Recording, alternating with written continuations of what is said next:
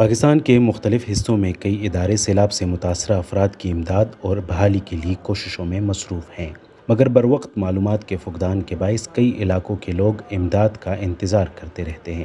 اسی مسئلے پر قابو پانے کے لیے پشاور کے نوجوانوں نے flood.pk کے نام سے ایک اوپن سورس ویب سائٹ بنائی ہے، جس پر کوئی بھی اپنے علاقے میں سیلاب کی معلومات درج کر سکتا ہے، جبکہ ریلیف کے کاموں میں مصروف تنظیمیں اس معلومات کی روشنی میں امدادی سرگرمیاں ترتیب دے سکتی ہے۔ اس ویب سائٹ کا سب سے زیادہ فائدہ جو ہے وہ آرگنائزرز کو ہو رہا ہے۔ وہ لوگ جو ڈونیشن کر رہے ہیں وہ اس پہ افیکٹڈ ایریا سرچ کر سکتے ہیں۔ فار ایگزامپل اگر کوئی ڈی آئی خان پہ ایکسیس کر رہے ہیں اور لوکل لوگوں کے پاس اس کا ایکسیس نہیں ہے تو وہ ہمارے میپ پہ جا سکتے ہیں، وہاں پہ ڈی آئی خان ایریا سے سرچ کر سکتے ہیں اور وہاں پہ ویریفائی جو آرگنائزرز ہیں ان کا ڈیٹا وہاں سے اکٹھا کر سکتے ہیں، ان کو کانٹیکٹ کر سکتے ہیں۔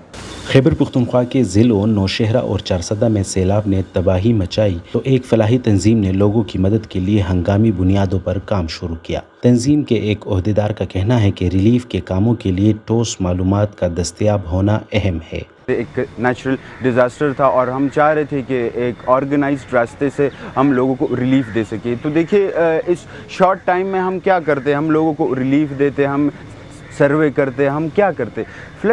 flood.pk.com سے جو ہے نا ہمیں پورا ڈیٹا ملا۔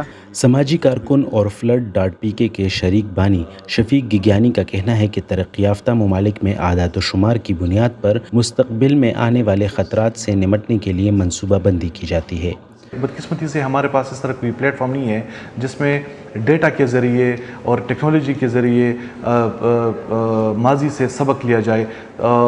یہاں پہ بھی اس قسم کا فقدان ہے، تو اس ویب سائٹ کے ذریعے ہم آنے والے فلڈ بھی پریڈکٹ کر سکتے ہیں اور آنے والے اس طرح کوئی آفت جو ہے وہ بھی پریڈکٹ کر سکتے ہیں۔ اس ویب سائٹ پر دریاؤں میں پانی کی مقدار کے ساتھ مختلف علاقوں میں سیلاب سے تباہ شدہ مکانات، ہسپتالوں، اسکولوں اور کھیتوں کی تفصیلات درج ہے، جبکہ مختلف علاقوں میں خوراک اور ادویات کی ضروریات کے بارے میں بھی معلومات فراہم کی گئی ہے۔